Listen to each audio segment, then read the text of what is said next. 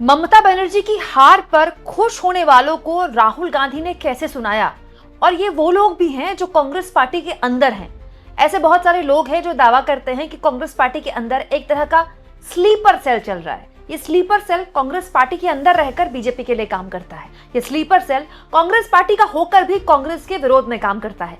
ऐसा लगता है कि आज राहुल गांधी ने उस स्लीपर सेल को न केवल सुना दिया बल्कि भविष्य की राजनीति के लिए दरवाजे भी खोल दिए।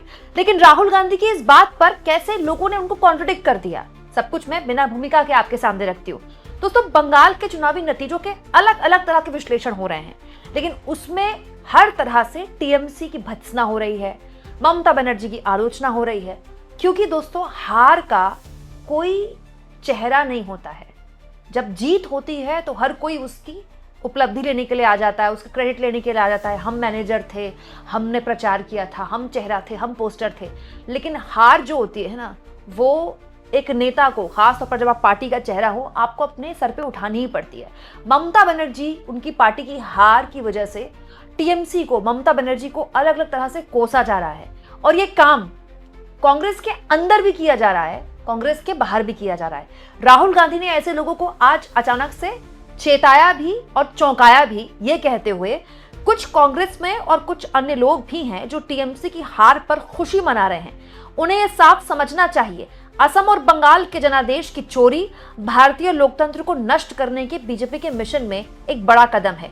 छोटी राजनीति को एक तरफ रखिए, ये किसी एक पार्टी या दूसरी पार्टी की बात नहीं, ये भारत की बात है। दोस्तों, राहुल गांधी की ये बात बहुत से लोगों को अच्छी लगी कि देखिए, एक स्टेट्समैन की तरह बात कर रहे हैं राहुल गांधी। राहुल गांधी इसको अपना जो वो एक तरह से बोलते हैं कि पूरा का पूरा लोकतंत्र पर डकैती कर रही है बीजेपी, पूरा सिस्टम उसने अपने हिसाब से बना लिया है, चुनाव आयोग उसके हिसाब से काम करता है, मीडिया उसके हिसाब से करती है, एजेंसी उसके हिसाब से करती है। राहुल गांधी के उसी नैरेटिव को आगे बढ़ाते हुए उन्होंने अपनी बात बोली है। लेकिन बहुत से लोगों ने इस पर उनकी आलोचना भी की कि ये वही राहुल गांधी हैं जो पश्चिम बंगाल में टीएमसी के खिलाफ प्रचार कर रहे थे। जैसे बहुत से लोगों ने दोस्तों इसी राहुल गांधी की बोली हुई बात पर ये वाली वीडियो शेयर की राहुल गांधी की, बंगाल चुनाव को लेकर, जिसमें वो टीएमसी की आलोचना कर रहे हैं। अगर ममता जी ने साफ सुथरी सरकार चलाई होती, अगर ममता जी ने बंगाल को पोलराइज नहीं किया होता, तो बीजेपी के लिए रास्ता नहीं खुलता। महत्वपूर्ण यह है दोस्तों कि यहाँ पर राहुल गांधी ने जो बात बोली, जो अपने ट्वीट में बात बोली, उसमें उन्होंने कांग्रेस के अंदर लोगों को लिए बोला। तो मतलब राहुल गांधी जानते हैं कि कांग्रेस के अंदर कुछ लोग हैं जो टीएमसी और ममता बनर्जी की हार पर खुश हो रहे हैं। लेकिन दोस्तों, ये तो सच्चाई है कि कांग्रेस पार्टी ने टीएमसी के खिलाफ न केवल प्रचार किया, खुद राहुल गांधी ने इस चुनाव में भी उन्होंने रैलियां की और अपने कैंडिडेट भी उतारे। ऐसा नहीं कि कैंडिडेट उतारे नहीं कांग्रेस पार्टी ने। इसीलिए लोग राहुल गांधी की बोली हुई बात उनको याद दिला रहे हैं कि आज आपको ममता बनर्जी की हार पर मजाक उड़ाने वाले, मखौल उड़ाने वाले लोग बुरे लग रहे हैं, चाहे वो कांग्रेस पार्टी के अंदर हो या बाहर हो। आप उनको हिदायत दे रहे हैं, लेकिन आपने प्रचार क्यों किया था? आपने चुनाव भी क्यों लड़ा था? देखिए दोस्तों, हमें समझना पड़ेगा कि राजनीति में मनभेद और मतभेद में फर्क होता है।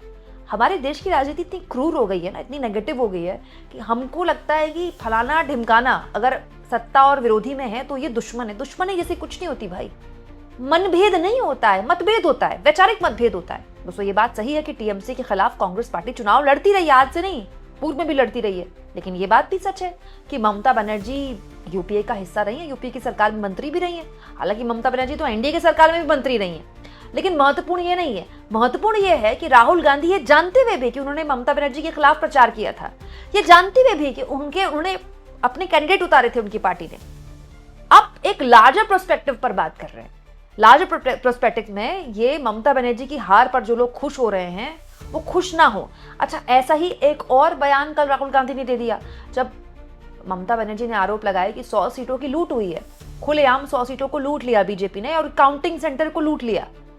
तो राहुल गांधी ने इस पर इत्तेफाक किया और कहा कि हम ममता बनर्जी को सपोर्ट करते हैं क्योंकि यही बीजेपी का एक पूरा नेक्सस चलता है। ऐसे ही उसने मध्य प्रदेश लूटा, ऐसे ही उसने यूपी लूटा, ऐसे ही उसने हरियाणा और महाराष्ट्र लूटा। हालांकि इसमें बहुत से लोगों ने अलग अलग बात भी कही। आम आदमी पार्टी की नेता हैं दोस्तों प्रियंका कक्कड़, आप इनको कई टीवी चैनल्स में डिबेट में देखते होंगे। इन्होंने कहा कि लीडर ऑफ अपोजिशन मतलब राहुल गांधी कभी भी जो विपक्षी पार्टियां हैं उनको टारगेट करने का मौका नहीं छोड़ते, चाहे वो बंगाल हो चाहे वो दिल्ली हो, तब भी जब उनकी अपनी पार्टी के पास खोने के लिए कुछ नहीं है। एक सच्चा स्टेट्समैन अपने एक्शंस को ओन करता है, पर आप अपने दादा की तरह नहीं है, ग्रैंडफादर की तरह, मतलब नेहरू की तरह नहीं है। आप अपने एक्शंस को ओन नहीं करते, मतलब आप करते कुछ है, कहते कुछ है। प्रियंका कक्कड़ कह रही है बेसिकली कि दिल्ली में कांग्रेस पार्टी ने चुनाव लड़ा आम आदमी पार्टी के खिलाफ, और आम आदमी पार्टी को नुकसान हुआ है, इसका वोट कटा उसका, और बीजेपी सरकार में आ गई। तो प्रियंका कक्कड़ कहती हैं कि आप कहते तो हैं, विपक्षी पार्टियों के हार पर खुश होने वालों को संदेश तो देते हैं, जो कांग्रेस के अंदर है, जो कांग्रेस के बाहर है, उनके लिए भी, लेकिन आपके जो वर्ड्स हैं वो अलग हैं। बिल्कुल प्रियंका कक्कड़ की बात तो गलत नहीं है, लेकिन दोस्तों ये बात मैंने आपको कल भी बोली थी।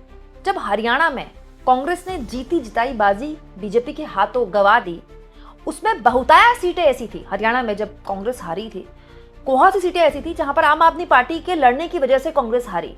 हार और जीत का मार्जिन जितना था उतना आम आदमी पार्टी का कैंडिडेट वोट ले गया। तो वहां जो बड़ी पार्टी थी वो कांग्रेस थी, उसके स्टेक्स लगे हुए थे, कांग्रेस की जिम्मेदारी थी वो आम आदमी पार्टी के कैसे भी करके गठबंधन करती। कांग्रेस ने नहीं किया, तो ये कांग्रेस की गलती है। तो दिल्ली में स्टेक किसके लगे हैं भाई? अरविंद केजरीवाल को सत्ता में आना था ना, कांग्रेस की तो वैसे भी कोई चांसेस नहीं थे। तो अरविंद केजरीवाल को कैसे भी करके कांग्रेस पार्टी, जो कि दिल्ली में छोटी पार्टी है, उसके जीतने के चांसेस कम है, उनसे बात करके गठबंधन करना चाहिए था जब लोकसभा चुनाव में हो सकता था। तो सेम बंगाल में ममता बनर्जी पर अप्लाई होता है भाई। हर कोई कहता है कि लेफ्ट को ममता बनर्जी को सपोर्ट करना चाहिए था, कांग्रेस को ममता बनर्जी को सपोर्ट करना चाहिए था, लेकिन दोस्तों ममता बनर्जी का क्या जिम्मेदारी बनती है? स्टेक्स किसके हाई थे? हालांकि ये बात सही है कि कई सीटों पर जीत का मार्जिन इतना बड़ा है कि लेफ्ट और कांग्रेस होते तो भी टीएमसी नहीं जीत पाती। बट पॉइंट ये है कि हमेशा हर राज्य में कांग्रेस की जिम्मेदारी थोड़ी बनती है कि वो गठबंधन को साथ लेके चले। जिस राज्य में उसके स्टेक्स हाई हैं वहां वो कोशिश करेगी जिसमें, और अगर नहीं करती है, हार जाती है, नहीं हो पाता है, विपक्ष का वोट बढ़ जाता है, तो उसके लिए कांग्रेस जिम्मेदार है। लेकिन हर राज्य में थोड़ी ये अप्लाई होता है। दूसरा, लीडर ऑफ अपोजिशन की तरह यहाँ पर राहुल गांधी बात कर रहे हैं। हालांकि मैं राहुल गांधी की कोई बहुत बड़ी फैन नहीं हूँ, आप जानते हैं दोस्तों, राहुल गांधी की आलोचना भी मैं करती रहती हूँ। बहुत सारे लोग कह सकते हैं कि राहुल गांधी, इतना बड़ा चुनाव था, केरल में उन्होंने प्रचार किया अपनी पार्टी के लिए, तमिलनाडु भी वो गए, लेकिन बंगाल में उन्होंने छोड़ दिया एक तरह से। हालांकि इसको बहुत सारे लोग एक मिशन के तौर पर भी ले रहे हैं कि बीजेपी को हराने के लिए कांग्रेस और टीएमसी में गठजोड़ हो गया था, कि कांग्रेस पार्टी ने वहां प्रचार ही नहीं किया, कुछ खास ध्यान ही नहीं दिया। कांग्रेस भी चाहती थी कि भाई ममता बनर्जी रिपीट कर जाएं। और दोस्तों राहुल गांधी इस तरह की बातें बोलते रहे। आपको याद होगा जब स्मृति ईरानी ने राहुल गांधी को बार बार चैलेंज दिया था, अमेठी से चुनाव लड़े, मैं चैलेंज देती हूँ, फिर वो प्रियंका गांधी को चैलेंज देने लगी थी 2024 के लोकसभा चुनाव में। राहुल गांधी ने बाद में वहां से अपने पार्टी के आम कार्यकर्ता को चुनाव लड़ाया और वो जीत गए। उसके बाद स्मृति ईरानी को बहुत टारगेट किया गया था। कांग्रेस पार्टी के कई सोशल मीडिया समर्थकों द्वारा स्मृति ईरानी को लेकर उनका मजाक उड़ाया गया था। तब राहुल गांधी ने हर किसी को हैरान किया था जब नतीजे आए थे, उसके बाद ट्वीट किया था कि भाई स्मृति ईरानी के लिए इस तरह की भाषा का इस्तेमाल नहीं किया जाना चाहिए। तो लोगों ने तब भी उनकी तारीफ की थी कि वो स्मृति ईरानी जो एक मौका नहीं छोड़ती थी राहुल गांधी को अपमानित करने का, उनके लिए राहुल गांधी ने इस तरह की बात बोली, स्टैंड लिया एक महिला के सम्मान के लिए। हालांकि उसके बाद से स्मृति ईरानी ने भी राहुल गांधी के खिलाफ बोलना कम कर दिया है, बहुत पहले की तरह नहीं बोलती हैं, ना चैलेंज देती हैं वो राहुल गांधी को। लेकिन राहुल गांधी का एक कैरेक्टर है, एक तरीका है, अब वो सही हो सकता है, गलत हो सकता है, वो कितने एक्टिव रहते हैं अपनी पार्टी के लिए उसके बारे में बात हो सकती है। लेकिन राहुल गांधी जैसा कि हमेशा बोलते रहे कि आरएसएस और बीजेपी के खिलाफ अगर कोई है तो वो है, और ये भी बात सब जानते हैं कि इंडिया गठबंधन एक होकर ही लड़ सकता है अगर बीजेपी के खिलाफ उसको लड़ना है तो। लेकिन वही बात है ना, जो बड़ी पार्टियां हैं राज्य की, वो अपने उस अहम से बाहर तो आए कि हमें दिक्कत क्या है हमारे देश में दोस्तों, जो पार्टी जहां पर होती है उसको ये अहम होता है कि हम ही जीत रहे हैं। बहुत कम पार्टियां हैं जो इस अहम से बाहर आ पाती हैं। अब देखिए समाजवादी पार्टी ने कितनी सीटें दी कांग्रेस पार्टी को 2024 में, अगर ना दी होती तो क्या होता, वोट बढ़ जाता। 2024 में जो समाजवादी पार्टी को इतनी बड़ी बढ़त में ली है यूपी में, वो ना मिल पाती अगर कांग्रेस से गठबंधन ना होता तो अखिलेश यादव भी कह सकते थे कि भाई क्या संगठन है कांग्रेस का। सच्चाई है कि कोई संगठन नहीं है कांग्रेस का यूपी में, हम क्यों दें सीटें, लेकिन अखिलेश यादव ने नहीं बोला। तो भाई बड़े नेता की, बड़ी पार्टी की जिम्मेदारी होती है कि उस राज्य में जिसके स्टेक लगे हैं वो अपने स्टेक को बचाए। इसमें दोस्तों शिवसेना के सांसद हैं, उद्धव ठाकरे के शिवसेना के सांसद संजय राउत, उनका भी एक बयान काफी वायरल है। उन्होंने अभी इस नतीजे के बाद बोला है कि ममता बनर्जी ने राहुल गांधी की बात ना मानकर एक पाप किया है। राहुल गांधी की बात माननी चाहिए थी ममता बनर्जी को, राहुल गांधी के पास विजन है, राहुल गांधी के साथ बैठना चाहिए था। मतलब संजय राउत ये कह रहे हैं कि राहुल गांधी के साथ ममता बनर्जी ने गठबंधन करना चाहिए था बंगाल में। हालांकि दोस्तों, बंगाल कोई भी गया हो कवर करने, वो बता सकता है कि कांग्रेस का कोई जनाधार, कोई संगठन नहीं था। तो कांग्रेस को ज़्यादा सीटें देकर ममता बनर्जी क्यों इस तरह का अपना नुकसान करती। लेकिन कई बार जब आपको बड़े प्रयास करने होते हैं, आपका दाव में सब कुछ लगा होता है, तो आपको एक रणनीतिक फैसले लेने पड़ते हैं। जैसे 2024 में हुआ था भाई, ममता बनर्जी आई थी ना इंडिया गठबंधन में, आम आदमी पार्टी आई थी ना इंडिया गठबंधन में। वो अलग बात है कि वो फिर अलग हो गए।